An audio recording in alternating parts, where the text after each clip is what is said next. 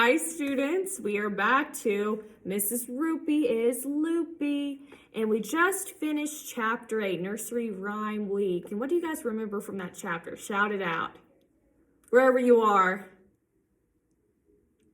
Well, we think, but we don't know, but either Miss Roopy has a lot of friends or she really loves to dress up. So Miss Muffet came to the classroom, and Little Bo Peep and several bunch of different characters came along to the classroom. But now we are on chapter 9, Mrs. Roopy's Problem.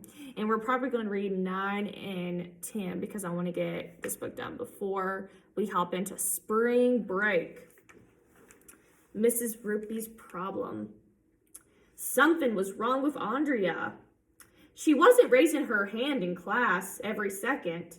She wasn't bragging to everybody how much she knew about everything. She wasn't pestering me like she usually did. It was like she was sick or something. What do you think's going on with Andrea? Oh, maybe she's not feeling well. What's the matter, Andrea? Emily asked during her recess. I'm worried about Mrs. Roopy, Andrea said. I'm afraid she might have a serious personal problem. You're the one with a serious personal problem, I said. Mrs. Roopy is like the coolest lady in the history of the world. Would you rather have some boring librarian who didn't dress up in costumes or anything? And all she did was read boring books to us? Oh, now see, here is all the students, Emily, AJ, Michael, Ryan, talking with Andrea about Mrs. Roopy. No, my mother is a psychologist, Andrea said. She told me that some sick people have more than one personality. Like 1 minute they think they are one person, and a minute later that they actually think they're somebody completely different. The whole time they actually think they are all these people. I'm afraid that Mrs. Roopy might have this problem. She can't tell the difference between the real world and fantasy. Whoa, Michael said. That sounds pretty serious. We've got to help her, Emily said. Yeah, I said. A librarian who doesn't know the difference between fiction and nonfiction is in big trouble. But what can we do? Ryan asked. We can all put on our thinking caps. Well, not really. There's no such thing as a thinking cap. But you know what I mean. After a good long think, I came up with a great plan. What do you think is going to be the great plan that AJ came up with? Well, we are going to read on today in chapter 10 called The Evidence. Ooh, so maybe they'll get some Mrs. Roopy's fingerprints in this chapter, but we'll have to read on to find out. There were 5 minutes left in recess. Ryan, Michael, and Andrea, and Emily, and I sneaked in from the playground through the door to the library. Shh, I said as we tiptoed into the library. Follow me. Lucky for us, the library was empty. Mrs. Roopy was probably eating lunch in the teacher's room.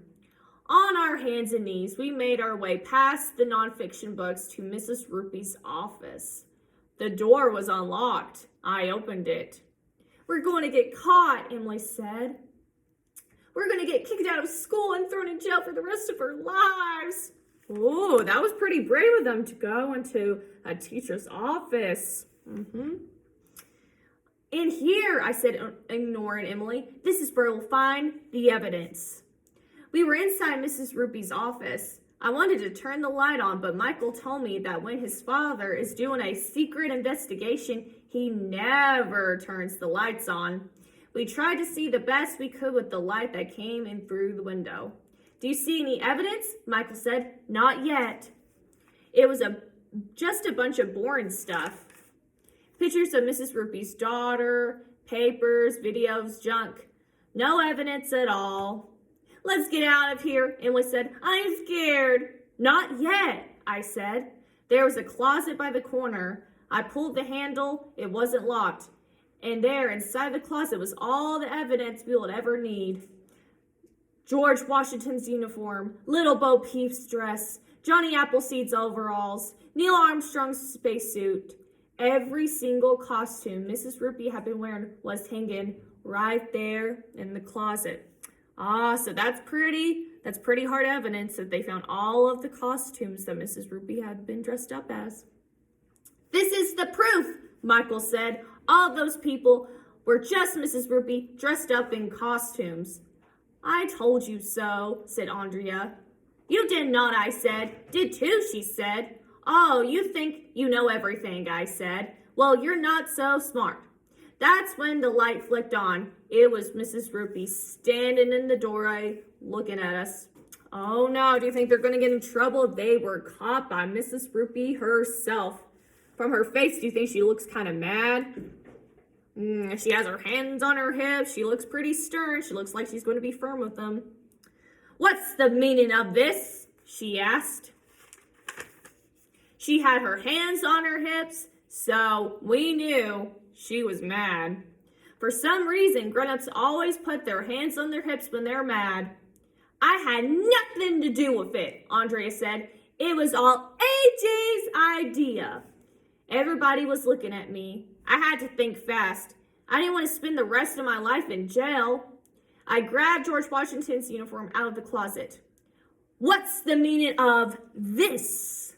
I said, holding up the costume. You told us you were homesick in bed and George Washington was here instead of you. How do you explain the fact that George Washington's uniform is in your closet, huh? We all turned to look at Mrs. Roopy.